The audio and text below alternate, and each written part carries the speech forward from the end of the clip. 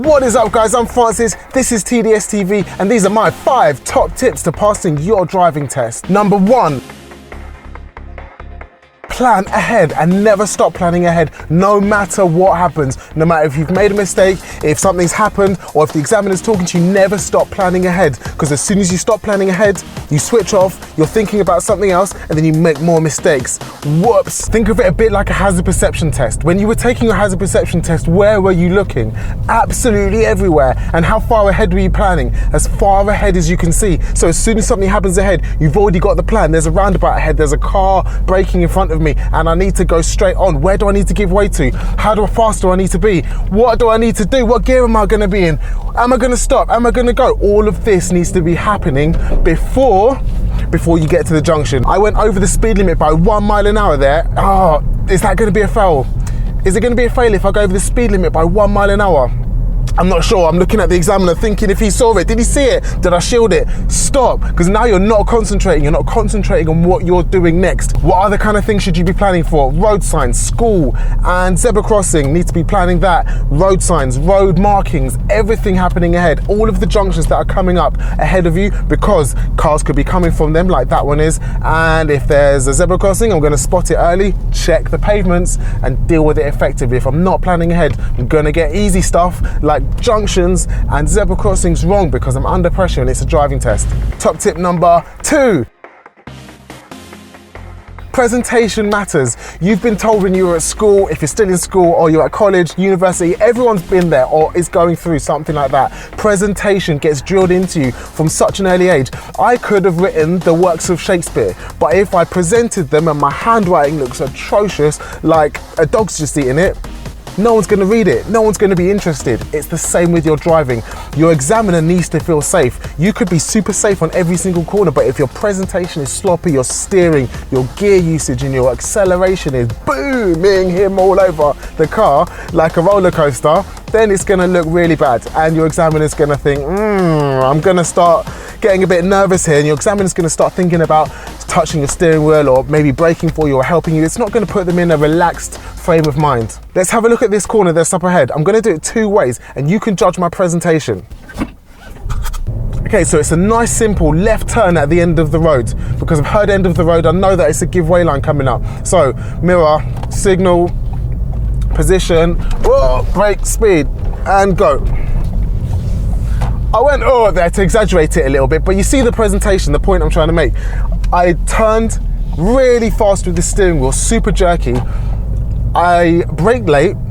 I didn't really take much care and consideration over checking my mirrors. Now let's go and do a left turn at the end of the road again and see the difference. So, taking care to look at what's in my mirrors, signaling at a perfect time, braking nice and early, super smoothly as well.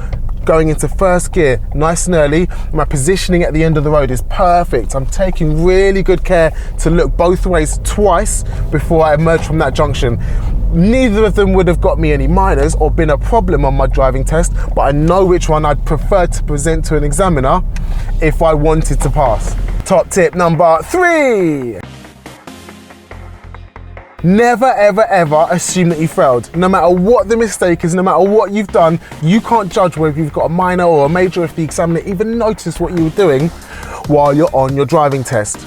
I guess one exception to that could be if your car is wrapped around a tree, you failed. But anything else other than that, don't assume that you failed. I had a student once. Here's a funny story. She got to the end of her driving test. I'm listening in on the debrief and the examiner said, oh, you did this. And she said, oh, I know, that's where I failed. And he said, no, you didn't. That was quite a small mistake. You got a minor for that, but then 30 seconds later, you failed. And she said, oh my God, what? She didn't even remember doing the bit that failed her because she was so engrossed in thinking about and kicking herself for the bit that she thought she failed on. So if she'd put that to the back of her mind, she would have heard it on the debrief at the end and passed her driving test. So, moral of the story, always drive to the best of your ability until you're at the end of your driving test and the examiner says, switch off your engine, please. Top tip number 4. Practice. This one sounds so obvious, but practice, I get people that say to me sometimes, I want to pass with as little lessons as possible, obviously, but you still want to be competent at driving. You're never, ever, ever going to pass your test and say, oh my God, I wish I did less practice. But you might fail your test and say, do you know what?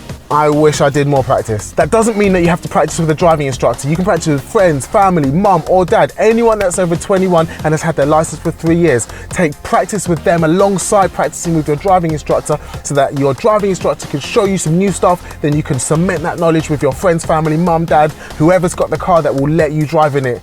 Do it. Practice as much as possible. Top tip number 5.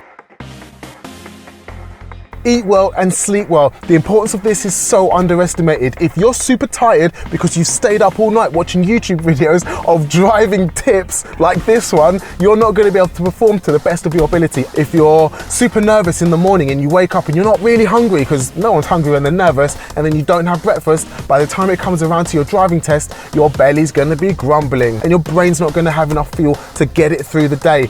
Trust me, the driving test is super intense. Your brain needs to focus and be at 100%. It's like trying to get through a video chat with only 10% battery left. Yeah, I mean, the video chat's really important to me, but 10% battery should be fine. No, eat properly before your driving test. Have a banana.